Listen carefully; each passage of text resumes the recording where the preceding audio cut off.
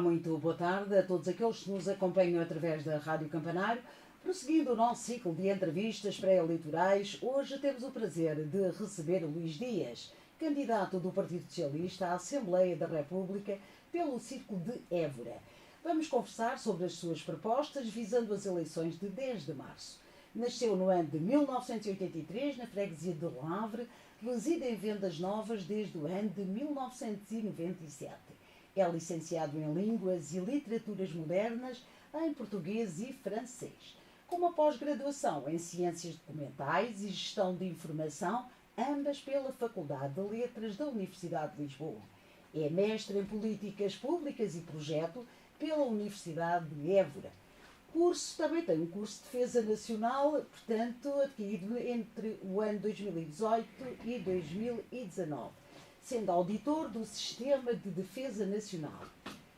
Foi presidente da Juventude Socialista de Vendas Novas de 2005 a 2009, membro da Assembleia Municipal de Vendas Novas entre 2005 e 2013, presidente da Conselhia de Vendas Novas do Partido Socialista de 2014 a 2020, membro da Comissão Política Distrital e Nacional do Partido Socialista e presidente da Federação de Évora do Partido Socialista desde 2020. Presidente da Câmara de Vendas Novas desde 29 de setembro de 2013 até ao presente, que, enfim, por razões óbvias, está suspenso. Exatamente, suspendeu então o mandato. Muito boa tarde, Luís Dias. Muito boa tarde, Augusta. Antes de mais, um cumprimento a todos os nossos ouvintes e um agradecimento à Rádio Campanário por este que é um serviço público de grande importância neste momento que vivemos, um momento pré-eleitoral, arranca amanhã a nossa campanha, e agradecer à Rádio Campanário é também um agradecimento extensível a todos os órgãos da comunicação social regional que fazem um trabalho diariamente extraordinariamente importante na passagem da informação aos nossos ouvintes. Muito obrigada, Luís Dias. Começamos por Vendas Novas. Portanto, Vendas Novas, um concelho que lhe é e certamente será sempre um concelho muito caro. A Comissão Técnica Independente para a Escolha da Localização apresentou no dia 5 de dezembro o relatório que sugere, aliás, a possibilidade de localização de um novo aeroporto. Em 9 opções estudadas, as 2 opções viáveis até agora foram Alcochete e Vendas Novas. E enquanto autarca de Vendas Novas desenvolveu certamente e acompanhou este processo, o que lhe pergunto, não estando agora como autarca, ainda tem esperança que Vendas Novas, que a localização do novo aeroporto possa recair sobre Vendas Novas?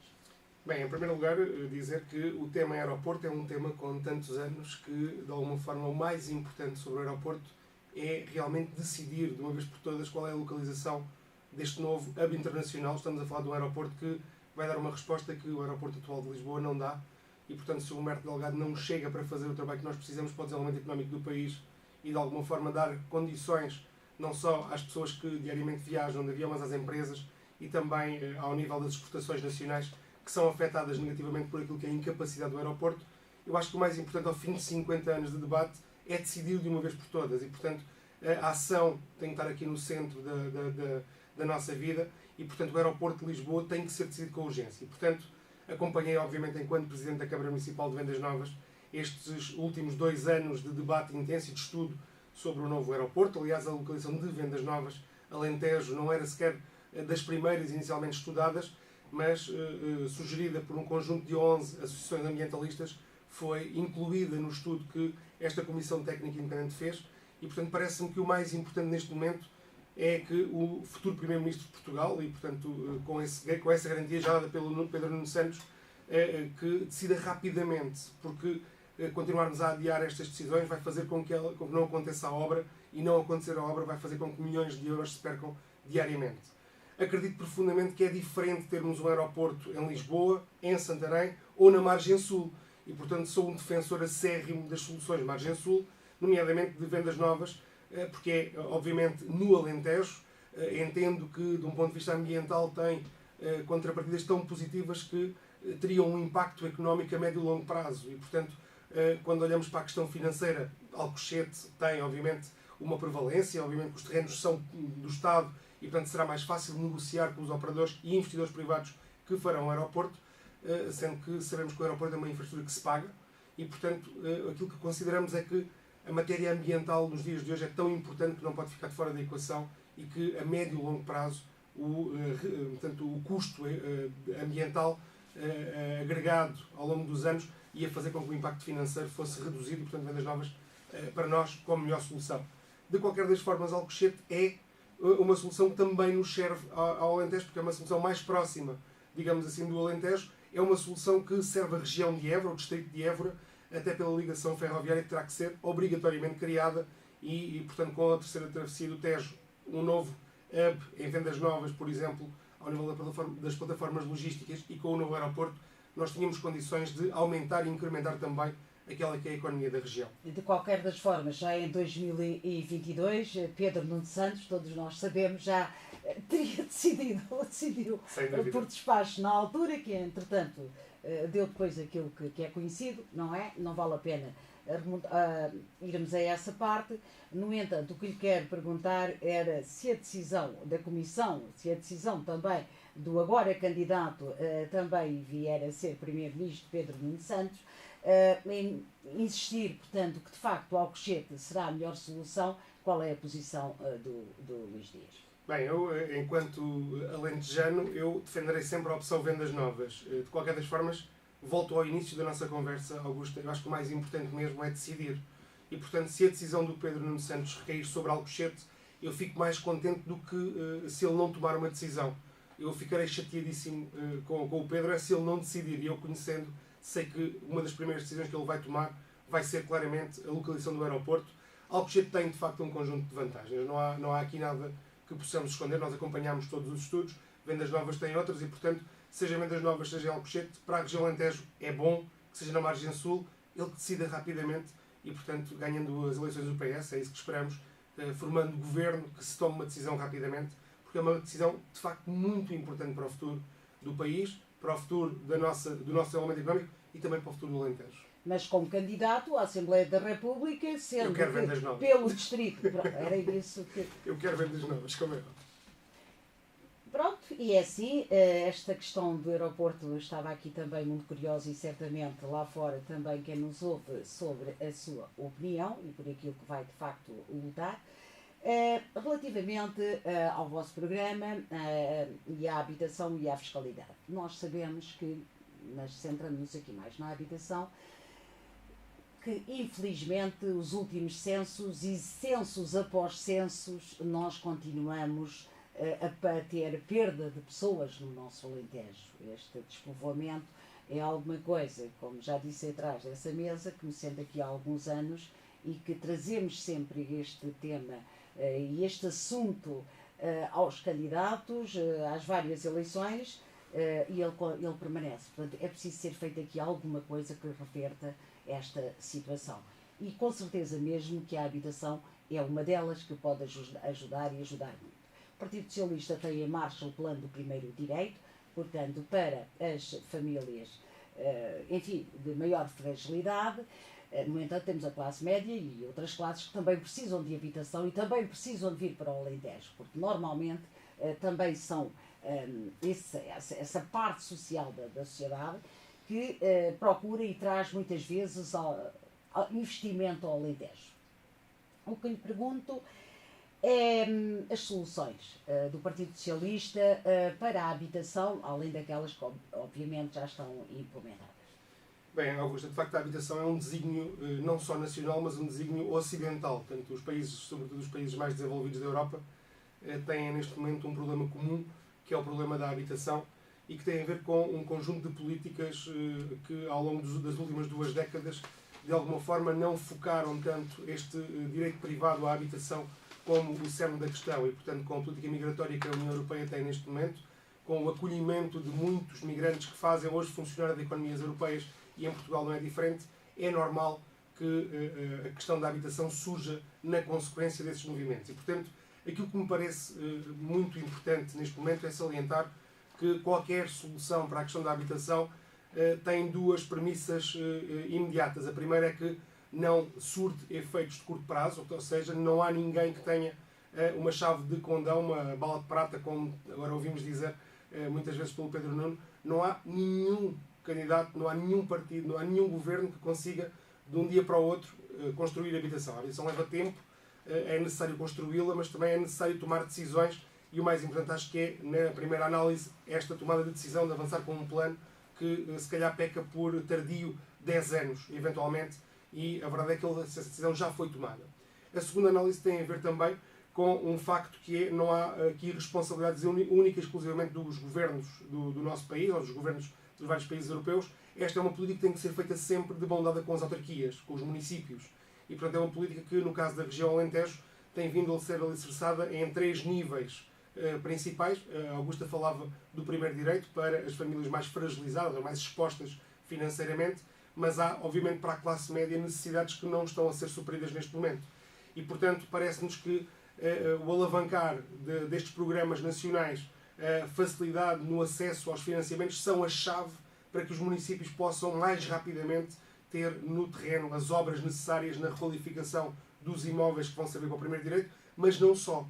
Na construção de fogos, e eu foco muito nisto, e enquanto Presidente de Câmara tive a honra de poder trabalhar muito esta área, com um plano a 3 níveis. O primeiro nível para, de facto, a nossa comunidade mais desfavorecida, aquela que não tem meios próprios para comprar, arrendar ou construir, e para esses temos uma resposta, estão a ser adquiridas habitações em todos os municípios, temos a nossa estratégia local de habitação em todos os concelhos aprovada para a obtenção do dinheiro e a construção através da requalificação urbana e a atribuição a essas famílias carenciadas.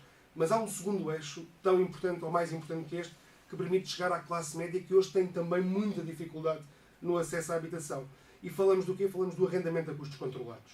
Tem também financiamento através de empréstimo bancário, portanto, com benefícios acima daquilo que é um empréstimo normal, mas é um empréstimo que custa a sair do papel ou que custa a chegar às câmaras municipais. Daí que a nossa proposta, feita no âmbito desta campanha, à pasta da habitação, foi claramente a criação de mecanismos que aumentem a liquidez dos municípios para a obtenção das verbas necessárias ao arranque dos projetos. Quer dizer o quê? Se o financiamento é PRR, nós temos vários exemplos de outros programas do PRR que atribuem as verbas e depois fiscalizam a execução das verbas e não compreendemos como é que na habitação não pode ser feito isso também. E isso foi aceito e consta do Programa Nacional do Partido Socialista como uma das grandes medidas para que possamos aumentar de forma mais rápida, mais expedita, a eficácia dos municípios na materialização das estratégias de promoção da habitação. E, portanto, o que eu estou a dizer é, se há dinheiro contratualizado, se, no caso, no Alentejo, todos os municípios têm um envelope financeiro até onde podem ir para investir na habitação, não faz sentido não terem liquidez e terem os projetos parados porque não têm dinheiro na conta bancária para avançar com a compra de imóveis que têm que ser requalificados, com os projetos e depois com as obras. E, portanto, o que é a nossa sugestão e que faz parte do pacote que apresentamos aos eleitores é a possibilidade do Governo atribuir uma percentagem maior das verbas para que os municípios tenham liquidez e não fiquem parados à espera de ter o dinheiro para comprar as habitações ou de fazer os projetos. E, portanto, isto faria com que aquilo que é a estimativa de 10 anos para a implementação de um programa se reduzisse substancialmente no tempo, ou seja, íamos ter casas mais depressa para atribuir e para, de alguma forma, chegarmos onde temos que chegar. O Partido Socialista pretende também estruturar uma entidade fiscalizadora de arrendamento para que seja eficaz na promoção de regimes enfim, de regularização para contratos de arrendamento informais. O que é que quer dizer com isto hoje? Quer dizer que hoje um dos problemas que temos nesta área tem a ver precisamente com a falta de fiscalização. E isto leva até a algumas situações em que a exposição social depois se torna visível com a impossibilidade de pagamento daquilo que são as rendas que hoje não têm controle. E, portanto, é inaceitável que, e permita-me isto, Augusto, enquanto socialista, custa muito que uma família monoparental, por exemplo, tenha que, com um salário mínimo de um pouco mais de 800 euros, pagar uma renda de 500 euros para que mãe e filha possam viver numa habitação condigna. E, portanto, isto acontece porque não há regulação.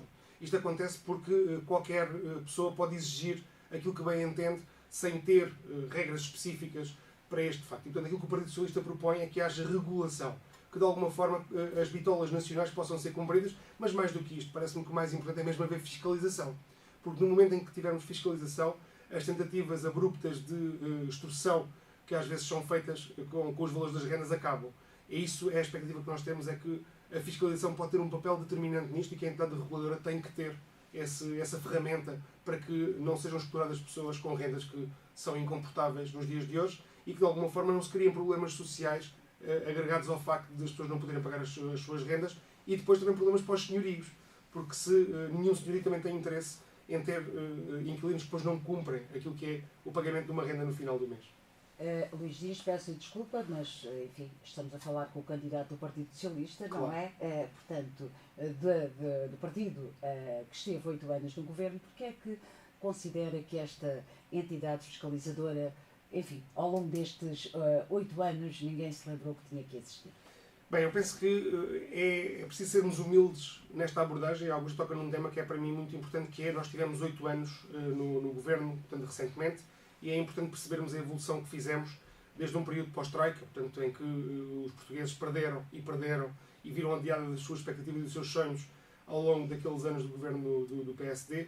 E é verdade que passaram 8 anos e que o PS não resolveu tudo. E, portanto, é preciso, com muita humildade e frontalidade, dizer não, o PS não resolveu tudo e não só não resolveu tudo, como há situações que não conseguiu sequer ainda resolver ou não conseguiu chegar ainda ao cerne das questões que têm que ser resolvidas. É mais fácil para mim, enquanto alentejano, enquanto autarca, reconhecer isto sem nenhum problema, porque eu sou de um partido que assume muito facilmente aquilo que é a sua fragilidade enquanto partido. E, portanto, sim, durante 8 anos fizemos muito em muitas áreas, mas não resolvemos tudo. A crise da habitação tem-se vindo a agudizar nos últimos anos, porque, de facto, há uma nova realidade em Portugal que tem também a ver com a incapacidade do mercado da construção acompanhar aquilo que é a necessidade da construção dos fogos. E ainda que saibamos que em 2015 nós tínhamos 71 mil fogos construídos e agora tínhamos sensivelmente 202 mil fogos, há aqui um aumento muito significativo, mas há um aumento que é insuficiente. E, portanto, sim, em 8 anos o governo do Partido Socialista não resolveu tudo. Sim, há muitos problemas por resolver ainda. E sim, permita-me, Augusta, ao nível da fiscalização, e não é só na habitação, ao nível da fiscalização, da regulação, ficou muito aquém e temos um longo caminho para fazer. Aliás, uma boa parte do nosso programa tem a ver com isto mesmo, que é o acompanhamento das principais necessidades de fiscalização no território, até porque, entenda-se, e falando de um caso como o da imigração, com mais fiscalização nós conseguimos proteger as pessoas. E isso é o mais importante para um partido que defende ideais como o meu partido, que são ideais humanos, ideais que se centram naquilo que é o bem-estar do ser humano e, portanto, se nós queremos proteger estas pessoas que são muitas vezes exploradas, nós temos de alguma forma conseguir fazer uma coisa que é fiscalizar, acompanhar para integrar. E, portanto, na habitação, na imigração, em todas as áreas da nossa vida, se houver equilíbrio entre aquilo que é a atribuição de um apoio e a fiscalização desse apoio, garantidamente que há mais equidade e mais justiça social, e é isso que eu defendo. Os transportes e mobilidade, e quando falamos em todas estas áreas, estamos a falar provavelmente de áreas que têm ficado aquém, como dizia na questão da fiscalização, têm ficado aquém, senão não teríamos hoje este Alentejo que temos tão despovoado. Exatamente, e falamos aqui de transportes. Antes de falarmos no rodoviário, vamos falar então aqui na ferrovia, e está em fase de conclusão o futuro corredor internacional que vai ligar o Porto de Sines à fronteira do Gaia, que está anunciado, portanto, já a começar em 2025, já a funcionar. Está prevista também, e foi prevista, e foi dada à luz verde pelo primeiro-ministro António Costa, de uma plataforma de cargas e descargas no Alandroal. Isto, não sei se poderemos agregar aqui este ditado que diz, não sei se não estamos a fazer a casa na roupa sem sabermos o tamanho do botão. E quando digo isto, significa que temos quase a obra concluída e este processo, que foi uma luta, e é uma luta creio que de 7 autarcas, e estamos a falar de 11 milhões de euros, e pergunto, na sua opinião, se fica a obra concluída para depois irmos fazer uma plataforma de cargas e descargas que certamente concordará, muito importante será a economia, enfim, aqui do nosso Alentejo e destes, nomeadamente nos concelhos do Distrito de Évora. Sem dúvida, Augusto, a sua leitura é claramente ajustada com aquilo que é o pensamento que eu tenho e o pensamento do Partido Socialista, e de alguma forma eu queria salientar na questão dos transportes e mobilidade 2 notas que me parecem muito importantes neste momento. A primeira é que foram feitos investimentos nos últimos anos significativos e que permitem hoje olhar para, nomeadamente, o transporte ferroviário com outros olhos, com olhos diferentes daqueles que olhávamos tanto há 8 anos atrás, nomeadamente a modernização que foi feita na linha do Alentejo, com a sua eletrificação de Vendas Novas até Évora, portanto, todo o troço que de alguma forma serve ao nível dos passageiros aqui em nossa região e que já está, portanto, o custo troço já foi intervencionado e já está eletrificado e está terminado. Um segundo investimento que está a arrancar, que é também a modernização, eletrificação e duplicação da linha de Vendas Novas, portanto, a linha que vai ligar Vendas Novas, Bombel, propriamente dito, ao norte. E depois o Corredor Internacional Sul, de que falávamos, que vai ligar Sines ao Caia, portanto, vai ligar o maior porto de águas profundas da Europa às capitais europeias e permitir fazer uma ligação aqui estratégica que não pode ser só vista como apenas um corredor de circulação, tem que ser visto como um potenciador também para as economias. E nesse sentido as plataformas são chave neste potenciador. Acredito profundamente que o Corredor Internacional Sul, portanto, este corredor de circulação, agregado àquilo que são as possibilidades de cargas e descargas na região, vai potenciar o desenvolvimento económico de um distrito, portanto, do Manute 2 Alentejo Central, mas também de toda a região Alentejo. Ou seja, a plataforma aqui na zona dos Mármores, portanto, em Alandroal, entre Alandroal e Vila Viçosa, esta plataforma, mas não só, a plataforma de Évora e a plataforma de Vendas Novas, servem objetivos diferentes para um mesmo fim, que é potenciar a capacidade económica das nossas empresas, potenciar a sua capacidade de internacionalização, ou seja, colocar os seus produtos de forma mais rápida e mais barata na Europa e também através do Porto de Sines, obviamente, em todo o mundo. Isso é uma realidade. Importa, pois, saber que António Costa, portanto, o Primeiro-Ministro, veio aqui anunciá-la, que, entretanto, deu, com certeza, luz verde ao IP para desenvolver os estudos técnicos para tal, mas já lá vão uns meses, até hoje, garanto que nenhum autarca, destes 7 autarcas, sabe como é que o processo está, se estão, de facto, enfim, o IP a trabalhar no assunto, porque oficialmente, diria ao povo, oficiosamente, não está nada escrito, não se sabe nada.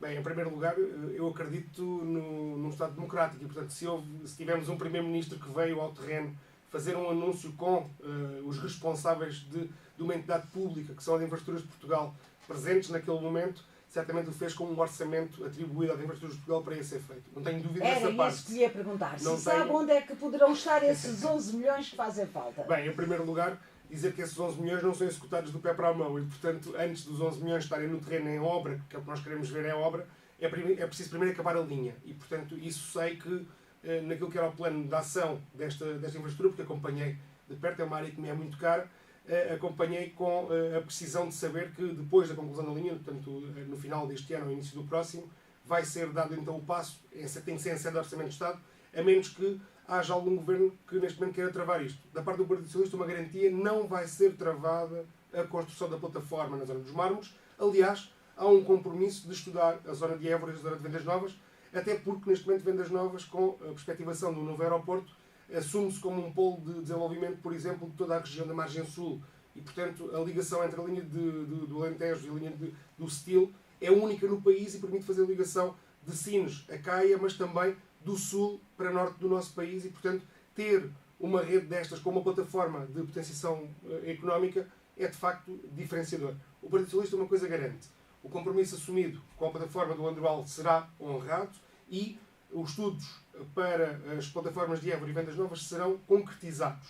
Aliás, Vendas Novas teve um primeiro estudo que não chegou a ser concluído ainda e a ideia é claramente concluir estes 2 estudos para percebermos se as 3 plataformas são necessárias e se servem por inteiro aquilo que é a resposta à região em níveis económicos. Fica então o compromisso, se for eleito, de não deixar morrer este sonho dos nossos empresários aqui da região dos Mármores, mas mais do que isso, Augusta, também numa ótica que me parece, na ferrovia, de dizer que não basta aquilo que temos e lutarei sempre também por termos mais horários. Aliás, com o Pedro Nuno Santos no Ministério, nós conseguimos voltar a ter um horário de meio do dia na linha do Alentejo, na ligação entre Évora e Lisboa, que nos permite hoje, portanto, ir antes ao meio-dia, ter um comboio para Lisboa e outro de Lisboa para cá, o que permite que as pessoas não tenham que passar um dia inteiro em Lisboa se tiverem que ir a uma consulta e afins, mas queremos mais, não nos serve. Claro. Já ao contrário, não se põe quando falamos no transporte rodoviário. Claro, se eu quiser ir a Évora, vou de manhã e volto à tarde. Quando quiser, exatamente. Não é quando quero, eu tenho que apanhar o autocarro. Em transportes públicos. Em transportes públicos, por isso Sim, é que sim. lhe estava a dizer já a mesma Tem que ser coisa. Não reforçados. acontece No rodoviário. no rodoviário. Certo. Não me fiz perceber, se calhar enrolou-se uma língua, mas já depois tanto a entrevista é natural. Mas era isso que lhe queria falar. Portanto, já o mesmo não acontece quando falamos em transportes públicos rodoviários. O Partido Socialista propõe também a devolução de 50% do IVA de carros elétricos via IRS.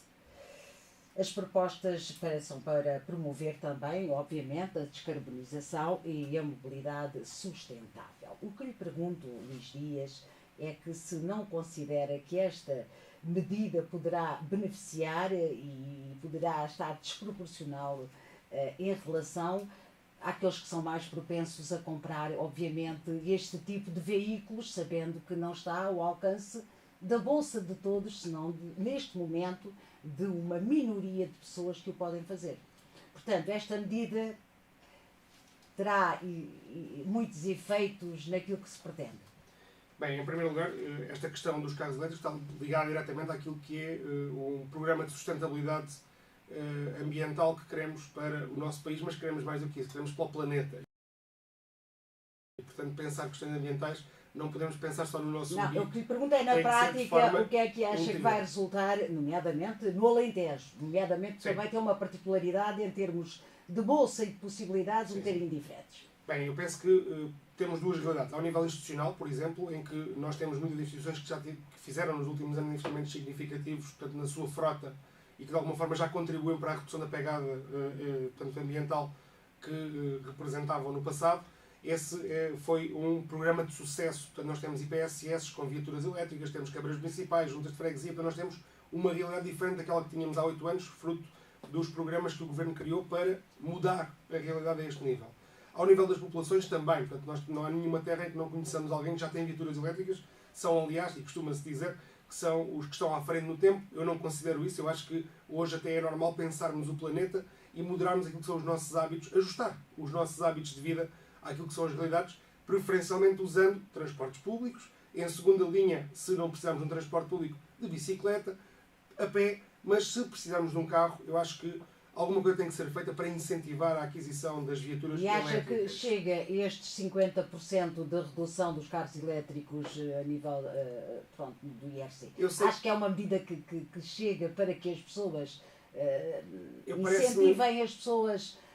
Já falámos do valor que esses carros têm. Tem um valor mais elevado, mas que se paga, que se pensarmos que não temos para o combustível todas as semanas na viatura e portanto acaba por se pagar. Mas a questão que eu coloco obviamente eu gostava de dizer que era 100%, mas temos que ser sérios e equilibrados. É por isso que nós não somos um partido dos extremos. É por isso que nós somos um partido das contas certas e de alguma forma estes 8 anos de combate que tivemos, nomeadamente com uma pandemia, 2 guerras pelo meio e uma inflação a escalar, nos permitiram tomar medidas para ajudar as pessoas sem pôr em causa as contas públicas. E portanto sim, Augusta, 50% é, segundo as contas do Partido Socialista, o possível.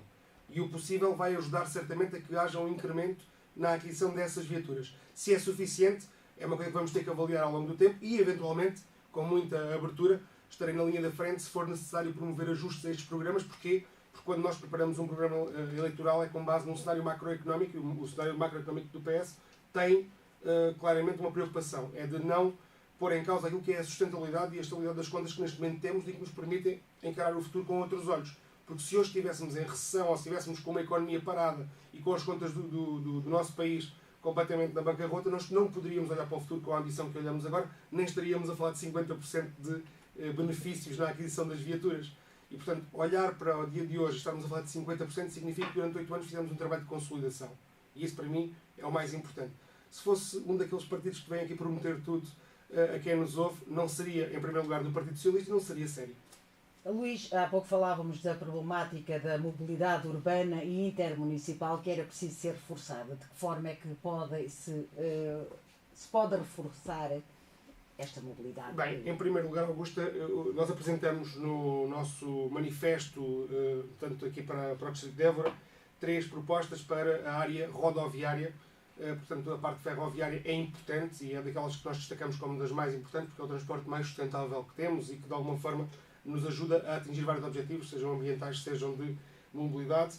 mas a parte rodoviária tem ainda muito por fazer e, portanto, eu acho que temos que falar destas três propostas que temos que vão contribuir para o aumento da mobilidade nesta área. A primeira tem a ver com a questão da conclusão de algumas obras que não estão concluídas e que são assumidas também pela nossa candidatura como extraordinariamente importantes para aquilo que é a mobilidade das pessoas dentro do nosso distrito. E estamos a falar do nosso Alentejo, do nosso querido Alentejo, com distâncias muito grandes entre povoações e que de alguma forma não têm tido da parte do Governo as verbas necessárias para podermos intervencionar de forma correta as nossas vias de comunicação. E, portanto, a primeira proposta que fizemos e que foi aceite é, dentro do Programa de Valorização do Interior, incrementar uma medida que permita, de facto, requalificar as redes viárias municipais dos territórios de baixa densidade. Quer isto dizer o quê? Que com uma verba quase insignificante no Orçamento de Estado, o Governo pode criar um programa que diz que para os territórios do interior e de baixa densidade, são 186 no total, portanto, sensivelmente metade dos municípios portugueses, mas nós conseguimos fazer aqui uma medida de discriminação positiva destes territórios, ajudando os municípios com dinheiro. E, portanto, um programa que dê dinheiro aos municípios para beneficiar as suas vias municipais, nomeadamente nas ligações, por exemplo, entre freguesias e a sede do Conselho. Isto é extraordinariamente importante quando nós pensamos, por exemplo, em Mourão, que tem duas freguesias que estão longe do seu Conselho e que tem um orçamento muito pequenino e uma escala muito pequenina e que sozinho não conseguirá fazê-lo. Ou Alandroal, ou Vila Viçosa, aqui onde estamos. Portanto, é necessário apoiar os municípios naquilo que é a aplicação destas verbas, com uma garantia que os municípios aplicam bem este dinheiro. E, portanto, foi aceito este programa, portanto, a inclusão deste programa a nível nacional, isto vai nos permitir dar aos municípios meios, ferramentas para melhorarem a rede viária. A segunda é a conclusão, obviamente, das obras do IP2. Portanto, o IP2 tem, portanto, em falta aqui alguns troços que nos parecem particularmente importantes, nomeadamente para não congestionar trânsito dentro das cidades, nomeadamente em Évora, onde falta concluir o troço nascente, mas também o troço de São Mansos, Reguengos e depois de Mourão, portanto, numa ligação que é estratégica, numa ligação que vai encurtar o tempo de deslocação na zona sul do nosso distrito e aproximar as pessoas. Porque é isso agora que temos faz. a AC que faz a ligação com o IP2, que é Estremoz, Évora. É verdade, neste momento é o que temos. É o que temos. E, portanto, aquilo que queremos, portanto, temos a norte, queremos ter a sul também do distrito, nomeadamente com a nascente de Évora e com a condição deste troço de São Mansos, Reguengos de Monsaraz e Mourão. E por último, porque também é importante a norte, um outro problema que temos na área da mobilidade e que retira a qualidade de vida às pessoas tem a ver claramente com o trânsito pesado a passar dentro das nossas cidades. E, portanto, desviarmos o trânsito pesado dentro, nomeadamente, de Vendas Novas Vendas Novas é um exemplo disso. Vendas Novas e Montemor Novo, seja, e aqui não somos, eu aqui não sou, enquanto alentejano, não sou esquisito com as soluções e, portanto, não queremos de nenhum governo dizer que tem que ser esta solução. Não. Apontamos duas possíveis. Mas quais são essas duas possíveis? Seja com uma vertente que consideramos que é mais cara e que não é tão boa, que é a construção de variantes às cidades de Vendas Novas e Montemor. Mas era o que estava programado, pelo menos para Vendas Novas, creio. Tínhamos duas visões. Tínhamos esta e tínhamos uma alternativa que estudámos mais tarde e que apresentámos ao Governo. E não estava no seu programa. E que estava no meu programa, esta segunda opção que vou apresentar, que era o desvio através da A6. Ou seja, o desvio entrando tanto antes de Vendas Novas e saindo depois de Montemor na A6, usando uma infraestrutura que já está existente e negociando com o operador Brisa, que neste momento explora a concessão. Portanto, menos tempo de investimento, menos investimento físico e compensação apenas para desviar e tirar do centro das cidades uma coisa que tira a qualidade de vida às pessoas, porque estamos a falar de centenas de viaturas diariamente a passar dentro das cidades, algumas delas de transporte de matérias perigosas que temos que retirar urgentemente dos centros de Vendas Novas e Montemor Novo, duas cidades que são, de facto, dentre as 4 mais populosas do nosso distrito e que, digamos que têm que ter esta preocupação. Portanto, 3 medidas concretas para a área rodoviária, porque quando pensamos em mobilidade temos que pensar no seu todo e não em coisas só específicas. Falamos nestas áreas e eu penso que aqui se encaixa perfeitamente, encaixa sempre porque é alguma coisa que não deixarei sempre que tiver esta possibilidade de falar, não posso deixar. Luís Dias, que é a estrada 255 entre Borba e Vila Viçosa, um marco de muita dor, de muita tristeza, que lá está, bem marcado há 5 anos e que porque é uma estrada municipal, exatamente, digo bem, uma estrada municipal, o Governo até agora tem descartado essa possibilidade de haver para ali uma solução e o Alentejo continua com aquela nódoa negra e profunda para aqueles que perderam lá os seus entes entes queridos, e para todos nós que passamos ali e percebemos aquele buraco ali está e aquele sinal a recordar-nos uma tragédia tão grande. Se for eleito, esta situação tem que ser resolvida, tem que ser o governo a resolvê-la, ainda que a estrada seja municipal. Independentemente dos processos que estão ocorrendo na Justiça, que nada tem uma coisa a ver com a outra. Na sua opinião, exatamente o que é que vai fazer para resolver esta situação? Que já deveria estar resolvida, com certeza. Augusto, ao longo de 10 anos enquanto Presidente de Câmara, este foi de facto um dos episódios que mais me marcou, tanto enquanto gestor público, enquanto servidor da causa pública, que foi de facto um acidente que retirou vidas humanas e que, de alguma forma, para o qual eu penso que ninguém contribuiu efetivamente. E, portanto, acho que há responsabilidades a atribuir, não é matéria da nossa responsabilidade neste debate, nem no futuro, mas tem que perceber qual é que é o empenho dos candidatos na resolução da situação. Não, para a resolução da solução já lá vou. Eu estou num momento em que, de facto, eu olho para este episódio como revelador daquilo que é a responsabilidade que têm hoje os detentores de cargos públicos e que, de alguma forma, fazem o melhor que têm e que dão o melhor que têm para servir as suas populações e que sozinhos não conseguem. Portanto, a Nacional 255 é, de facto, um episódio destes. É, de facto, um exemplo daquilo que eu dizia há pouco, que é preciso criar ferramentas e mecanismos. E este mecanismo que eu há pouco apresentei como um mecanismo de solução para ajudar a criar soluções financeiras que permitam aos municípios fazer, porque, entenda-se, não tem que ser o Estado a vir fazer, mas pode criar mecanismos de apoio. E, portanto, essa ferramenta de valorização do interior para a construção de estradas pode financiar diretamente casos como este. Pode financiar ligações que são estratégicas e, portanto, dá autonomia aos municípios para depois decidirem. E isto é um patamar que me parece muito importante. Mas considera que uma situação como esta, enfim, tem que esperar que essas medidas sejam aplicadas para poder ser resolvida? Eu penso que cada coisa tem o seu lugar. Ou seja, acho que não tem que ser nenhum governo a vir resolver uma situação que é da responsabilidade dos municípios. Acho que tem que ajudar a resolver. E, portanto, se não existe um mecanismo, tem que os criar. E aquilo que nós sugerimos e que vai ser aceito, que já foi aceito pelo Pedro Nuno e que vai figurar, obviamente, no nosso programa, tem a ver com isto. Tem a ver com a criação de um programa que vai dar dinheiro às autarquias no ano seguinte já. E, portanto, estamos a falar do orçamento do próximo Orçamento de Estado, que vai dar ferramentas às autarquias para decidir onde é que querem apostar. E, portanto, se, no caso, esta estrada é intermunicipal, é entre dois municípios, se os municípios decidirem que é ali que devem investir esses milhões, é ali que vão investir esses milhões e o Estado vai contribuir para isso. E, portanto, as ferramentas nunca devem ser impostas pelo Estado quando a autonomia é dos municípios. E, portanto, deve haver aqui um respeito por aquilo que é a esfera de atuação de cada um, o Governo criando mecanismos e ferramentas que apoiem os territórios de baixa densidade, nomeadamente em episódios como este, e depois aos municípios para decidirem aquilo que entendem que é o mais importante para as suas populações, aplicando essas verbas onde entenderem, com a autonomia que lhes foi dada pelas pessoas. E é isto que eu defendo. O Governo deve contribuir com soluções, não deve imiscuir-se nas decisões de onde aplicar essas verbas. A Luís Dias e o tempo em rádio, como na vida, não é? Pula e avança, é muito rápido, mas temos aqui duas ou três questões que gostaria ainda de abordar, nomeadamente no que diz respeito à educação e também à saúde. Vamos primeiro à saúde, até porque temos que falar relativamente ao Hospital Central do Alentejo, que está em construção, certamente para lá já dos 40% da sua execução, há um mês estaria por aí, estará um pouquinho mais neste momento, mas que está o Alentejo, está o país, aqui com um diferente naquilo que diz respeito às acessibilidades para chegarmos lá.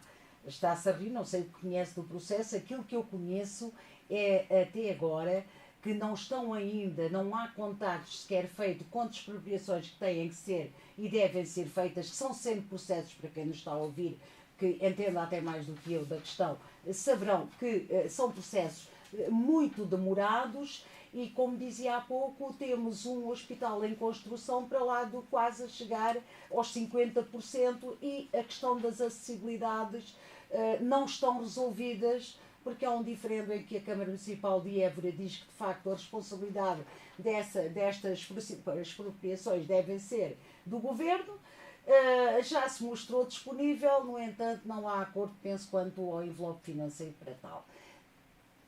Augusta, o que é que sei sobre este processo? E até recorrendo aqui às minhas notas das reuniões institucionais, nós estamos a fazer neste momento um roteiro institucional e já tivemos o prazer de reunir com a ARS, que ainda conduz este processo, o que é que sei sobre este processo? Sei que o hospital já não é uma questão. Portanto, há 2 anos atrás, ou está no Orçamento de Estado, está resolvido. E, portanto, os fantasmas que alguns levantaram, e que levantam sempre, porque são sempre muito fantasmagóricas, todos os cenários que podem haver para o futuro do país quando não estão no poder, esses fantasmas desapareceram. Portanto, o hospital está em plena construção. Aliás, é possível hoje, de lá de fora do hospital, ver aquilo que será o nosso futuro Serviço de Saúde Central do Alentejo e perceber que é uma infraestrutura tão importante que continua a motivar as nossas conversas nos momentos eleitorais, mas mais do que isso, uma preocupação para que ele de facto venha a servir.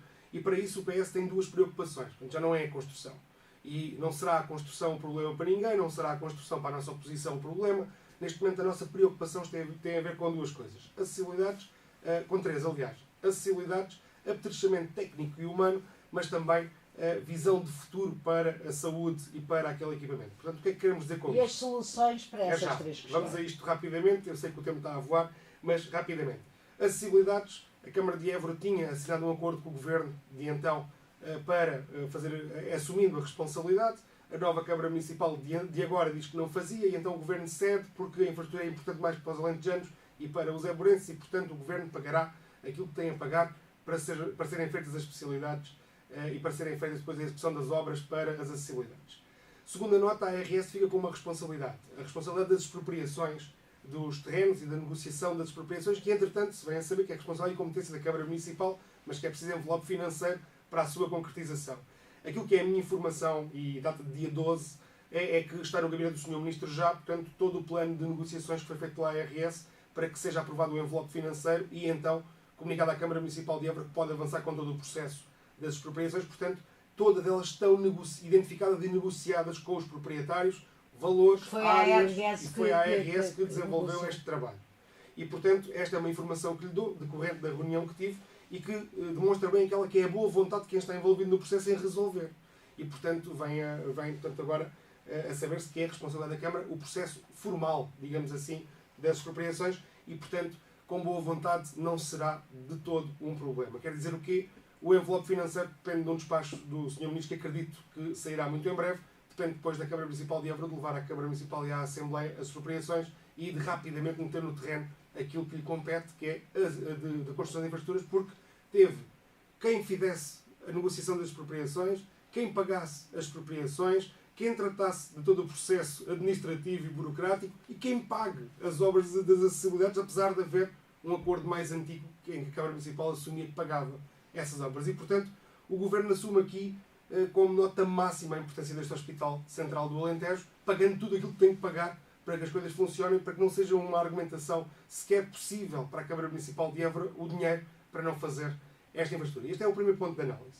O segundo... Esse é o que está a deixar, obviamente, mais satisfeito. O segundo que tem a ver com o apetrechamento do próprio hospital. E, portanto, sabemos que há verbas já inscritas no novo quadro comunitário, 40 milhões, portanto, grosso modo, no total, entre aquilo que gastamos já com o equipamento que já foi comprado neste momento, mais o que vai ser no próximo quadro, que penso que são, segundo as minhas notas, 20 milhões de euros que ainda vão ser comprados de equipamentos. Portanto, falta apetrechar tecnicamente e humanamente o hospital nas várias valências que vai ter, nomeadamente naquelas que vão ser reforçadas e nas novas valências que vamos ter, finalmente, em Évora a servir os alentejanos.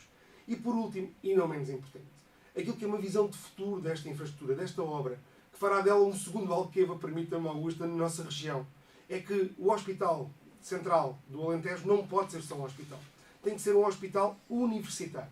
Tem que ser um hospital com capacidade de fazer formação de profissionais na área da saúde, um hospital com capacidade de atrair jovens de outras zonas do país ou até de outros países para fazer aqui o seu curso de medicina, o seu curso em outras áreas da saúde, para fazer aqui também a sua investigação e, a par disto, ter aqui também a criação de uma coisa que nós chamamos muito vulgarmente como um campus de saúde agregado ao Hospital Central do Alentejo. Isto quer dizer o quê?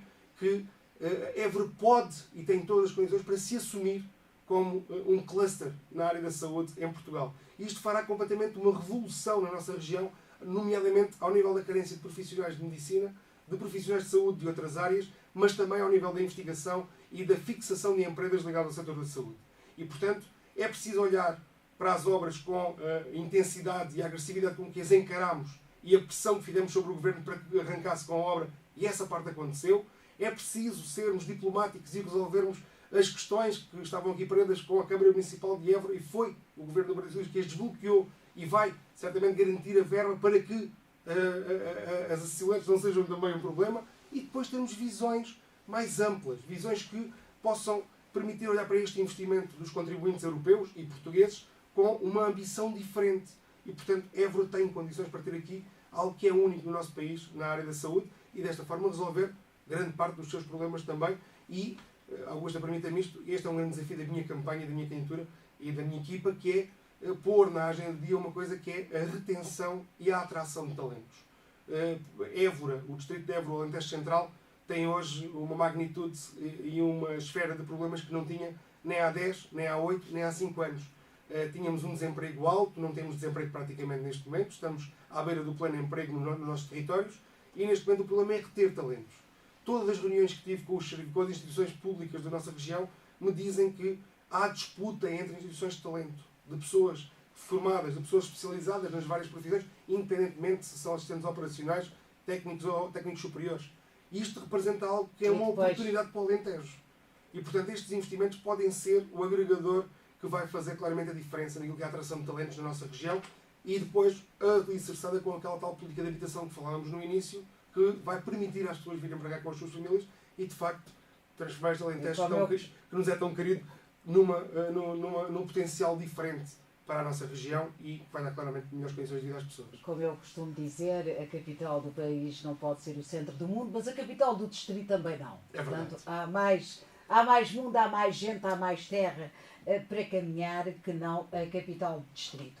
E nesta área da saúde, perguntar-lhe, sei que o Partido Socialista também tem uma medida, enfim, de equipar os centros de saúde, com dotá-lo de outros equipamentos capazes de dar resposta a serviços clínicos sem precisarem de se deslocar, neste caso, ao Hospital Central do Alentejo. Que medida é essa? Será abrangente a todos os centros de saúde, estrategicamente só em alguns do nosso distrito? O que é que está pensado? Augusta, penso que é uma medida que... Há pouco tempo ouvíamos nos debates nacionais um conjunto de acusações de que o PS não tinha construído nenhum hospital. Até me parece profundamente injusto. Basta ir aqui às obras do nosso para percebermos que está em obra e a boa velocidade um novo hospital. Mas é importante lembrar neste debate os investimentos que foram feitos precisamente nos centros de saúde. Porque nós não podemos olhar só para os hospitais centrais como uma grande resposta na saúde em Portugal. Nós temos que olhar para a proximidade, para os serviços de cuidados primários. E aí, permita-me, Augusta, tivemos um salto gigante na requalificação e no compromisso de requalificação, não só de centros de saúde, mas também de postos médicos. Aliás, temos em todo o nosso território, em quase todos os concelhos, postos médicos ou centros de saúde, ou que já foram requalificados ou que vão ser requalificados, depois têm compromissos de PRR para a sua execução, cujas câmaras municipais estão a fazer projetos e estão alguns deles já em obra. E, portanto, é importante frisar que aquilo que me pergunta é profundamente pertinente, porque é no dia-a-dia, em cada uma das nossas terras, que se faz a solução para a área da saúde. E permita-me lembrar ainda mais uma coisa, é que o Serviço Nacional de Saúde, o nosso Serviço Nacional de Saúde tão querido e tão caro que nos é de facto a resposta de qualidade que temos todos os dias para os nossos entes queridos. E isso faz com que a aposta nos cuidados de saúde primário tenha que ser olhada como uma necessidade e continuidade de investimento, e portanto parece-me que aquilo que estamos a propor é de facto uma das soluções que vai ajudar a resolver aquela que é a realidade nos dias de hoje, ainda com muitas carências, e portanto sem problema nenhum em admitir isto, apesar dos muitos milhões de investimento a mais que têm sido feitos no Serviço Nacional de Saúde. E permita-me dizer que essa ligação hoje é quase que impensável não acontecer, e portanto aquilo que é a proposta da ULS e do governo português atual é a de ligar todos os centros de saúde à sua unidade hospitalar e desta forma permitir criar uma rede de resposta. Quer isto dizer o quê? Que se, em caso de dúvida, um médico numa urgência em qualquer dos nossos concelhos não conseguir tomar uma decisão, não tem que enviar o doente imediatamente para o Hospital Central e bloquear as urgências do nosso Hospital Central. Porquê? Porque pode fazer uma chamada em videoconferência, fazer partilha de perfil do utente e desta forma ter um acompanhamento especializado no nosso Hospital Central, sem ter que deslocar pessoas, sem ter que ocupar bombeiros com a deslocação das pessoas, sem ter que gastar dinheiro aos contribuintes portugueses. Porquê? Porque nós temos tecnologia que faz muito bem a ponte entre um serviço especializado e um médico de clínica geral ou familiar que nos serve todos os dias no nosso centro de saúde. E, portanto, uma medida simples, barata e eficaz. Aqui importa também saber onde é que vamos buscar os médicos neste interior para poderem fazer essa ponte e dar essa resposta. Mas eu já respondi. Não é... Eu já lhe respondi e vou-lhe dizer mais. Neste momento, aquilo que é o LIS, portanto, a nossa Unidade Local de Saúde Perspectiva, é profundamente positivo. Portanto, nós temos um conjunto de clínicos que estão a fazer o seu internato e que vão ser, obviamente, apadrinhados pela nossa região para que possam, de facto, estabelecer laços com esta região enquanto fazem o seu internato e depois acabar por ficar por cá. 11 clínicos que já resolviam a 100%, por exemplo, a carência de médicos de família na região. Mas mais do que isto, porque isto é uma solução de curto prazo. A solução tem que ser de médio e longo prazo, tem que ser estável. E, portanto, o curso de medicina, esse sim, é uma resposta de médio e longo prazo. É algo que nos vai dar sustentabilidade na criação de profissionais altamente qualificados para servir a nossa região. E eu não tenho dúvida absolutamente nenhuma que com um curso de medicina, aliás, um curso de medicina que deu ontem os primeiros passos com a reunião do Senado da Universidade de Évora, e tivemos essa oportunidade também de falar com a senhora reitora e de saber, e portanto partilhar já também aqui com os nossos ouvintes esse motivo de regozijo que nós temos, de saber que ontem foi dado o primeiro passo na Universidade de Évora para que possamos ter realmente esse curso de medicina a funcionar no nosso Hospital Universitário Central do Alentejo. E portanto, formar médicos na região significa reter médicos na região. Assim saibamos, de alguma forma, acolhê-los, abrir-lhes os braços, dar oportunidade aos nossos jovens que querem tirar medicina de não ter que sair da região para tirar medicina fora do nosso Alentejo e atrair, obviamente, outros jovens que venham de outras zonas do país, ou mesmo, como eu disse há pouco, da Europa, tirar o seu curso em Portugal e ficar no Alentejo a exercer essa atividade. Essa é a resposta mais coerente, mais eficaz que podemos dar à falta de médicos na nossa região. É formá-los cá. Já agora, a Universidade de Évora já conseguiu contratualizar o terreno que estava perto do hospital que lhe estava destinado? Eu não tenho essa informação, está documentalmente, tanto já na posse ou não da Universidade de Évora. Aquilo que sei é que a Universidade de Évora tem neste momento os terrenos, portanto, para fazer os investimentos que tem perspectivados, nomeadamente o polo para a Escola de Saúde. Não conseguimos, abordou aí o emprego, não é? A taxa de desemprego, não conseguimos chegar à economia, não conseguimos, mas havemos lá chegar, pelo menos no dia 4, se Deus quiser. Voltaremos a encontrar, o tempo é o que é, mas penso que foi interessante. Mas tenho aqui uma questão. Portanto, transporta Luís Dias uma herança pesada num território em que se elegem 3 deputados. Portanto, nas últimas eleições foram eleitos 2 do Partido Socialista, ainda que venha a ser eleito, se não conseguir eleger o Partido Socialista 2 deputados, será sempre uma derrota de Luís Dias. Não, Augusto, eu não entendo as coisas assim. Primeiro, eu também não entendo, estou só a perguntar. Era uma pergunta pragmática. É só uma pergunta pragmática. Não, Augusto, eu tenho sentido ao longo destas 3 semanas de campanha, o que tenho sentido da parte das pessoas é, em primeiro lugar, algumas dúvidas naquilo que são os programas dos partidos, e é normal. O modelo de debates nacionais que temos não tem permitido clarificar muita coisa. É se calhar mais útil o modelo de entrevista do que propriamente o modelo de debate. Mas dizer que portanto, sentimos que há muita gente que ainda não sabem quem é que vai votar, mas que sabe que tem no Partido Socialista uma resposta que é a resposta mais certa, mais equilibrada e mais coerente. E, portanto, o Partido Socialista no Distrito de Évora não pode ter outra ambição que não seja a de eleger 2 deputados. Até porque os nossos 2 deputados, Capolas Santos e Norberto Partinho, honraram profundamente aquele que foi o compromisso do Partido Socialista para com a região, e isso é uma diferença muito grande face à nossa oposição, é que nós honramos sempre os nossos compromissos. E, portanto, o Luís Dias honrará os seus, a Cláudia Sousa Pereira honrará os dela com a nossa região, e estamos convictos que vamos eleger os 2 deputados. Muito obrigada, Luís Dias. Foi um gosto recebê-lo nesta casa. Muito obrigada. Muito obrigado. Muito obrigada.